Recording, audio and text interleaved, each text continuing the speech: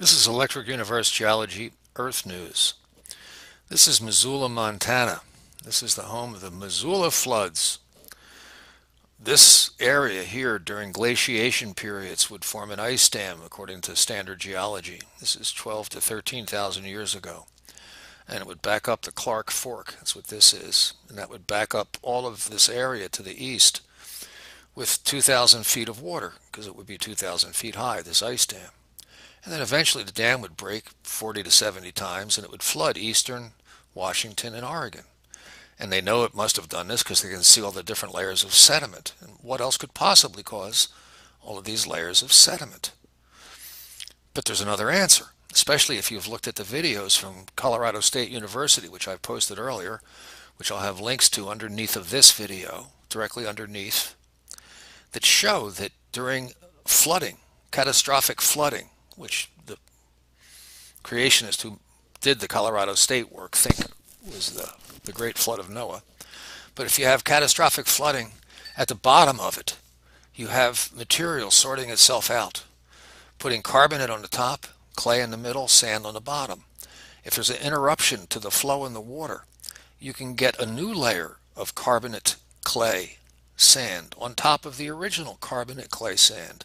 You can get a wedding cake effect very rapidly. This could cause what's seen in eastern Washington and Oregon. You don't need a Missoula flood to explain this. You have a catastrophic version. And the 12,000 year date is very misleading because I believe it's based on uniformitarianism. It's radiometrics and plasma events, high energy plasma events, speed up radioactive decay. So anything that has a radiometric clock is going to look older if it's been exposed to high energy plasma discharge. Ice cores are no good as a clock. Airplanes from World War II crashed in Greenland. They dug them back up 50, 60 years later, and it appeared that they had been buried for 1,000 years because there was 1,000 ice core layers. Apparently the ice core layers happen with every storm. It's not a 1 year deal. So ice cores are no good in terms of clock. They don't tell you the age of things. Creationists have a very good website exposing the flaws in radiometrics and ice cores and all the other standard measuring devices. I believe that the ice age was probably caused by the events described in Worlds in Collision, where you have heated water, oceans and rivers boiling, people jumping into the water and dying from being scalded by the hot water, creating evaporation. You have water spouts that might be taking water up into the sky, electrical events that might be electrically evaporating water. At the same time, the air is full of dust, preventing sunlight from getting to the surface, so the surface is very cold. So you have lots of precipitation. At the same time, you have a cold surface. Instant ice age, not caused by prolonged cold. Prolonged cold cools the ocean, causing less evaporation, less ice sheet. You need heat and cold air. You've got it all.